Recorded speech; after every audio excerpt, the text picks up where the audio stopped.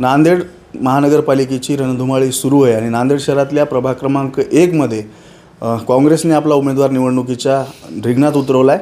आपल्यासोबत स्वतः काँग्रेसचे उमेदवार आहेत, त्यांचे प्रतिनिधी आहेत.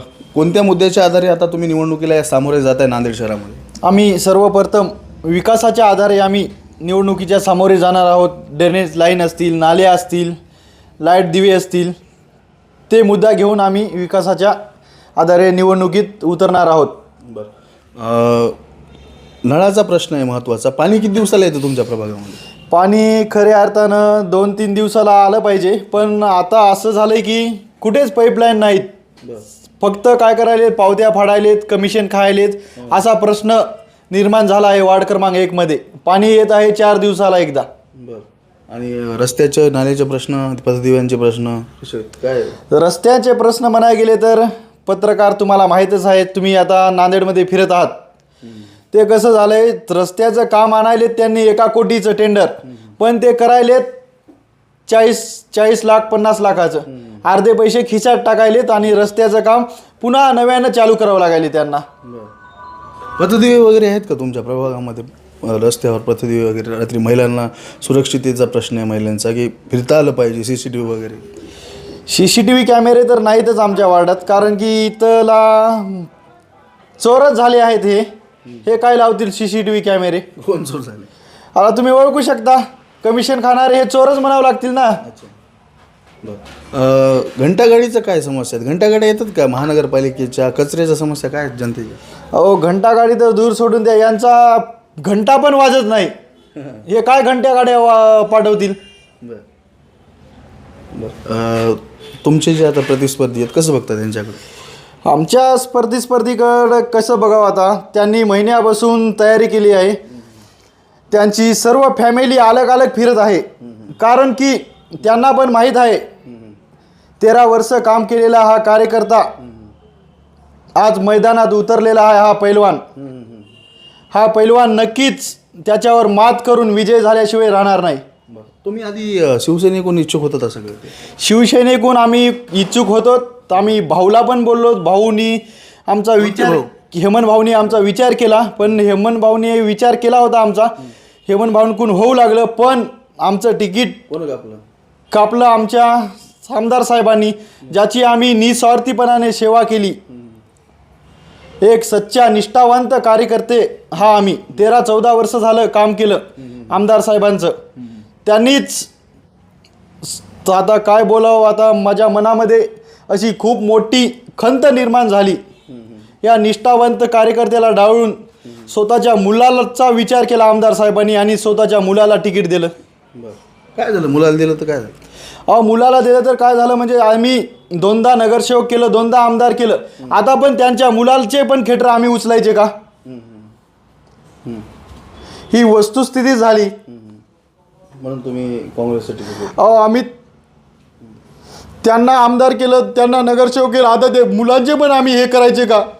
आमच्यातला हा स्वाभिमान जागा झाला. बाळासाहेब ठाकरे यांचा शिवसैनिक सच्चा जागा झाला आणि आम्ही हा मोठा उठाव केला वार्ड क्रमांक 1मध्ये. काय आता जनता काय म्हणते तुम्हाला प्रभागात? जनताच म्हणत आहे. जनता असं म्हणते की ते हिंदीमध्ये एक डायलॉग आहे ना, अब राजा का बेटा राजा नहीं होगा, जो हकदार होगा वही राजा बनेगा. ऋतिक रोशनचा पिक्चर आहे कोणता? हा बरोबर. आमदार साहेब म्हणतात तुमचे की महापौर शिवसेनेचा होईल नांदेड. अरे महापौर काय, आमदारानं 10 नगरसेवकात निवडून आणून दाखवा या नांदेडमध्ये. ते महापौर तर दूर राहिले. अहो, महापौर पदाचा कोण आहे लायकीचा उमेदवार दाखवा. महापौर होईल काँग्रेसचाच होईल. तिकडे वार्ड क्रमांक 2 प्रभाग क्रमांक 2मध्ये सुद्धा दोघा बंधूच्या उमेदवार कापल्यात इच्छुक होते, ते रनिंग नगरसेवक राहिले.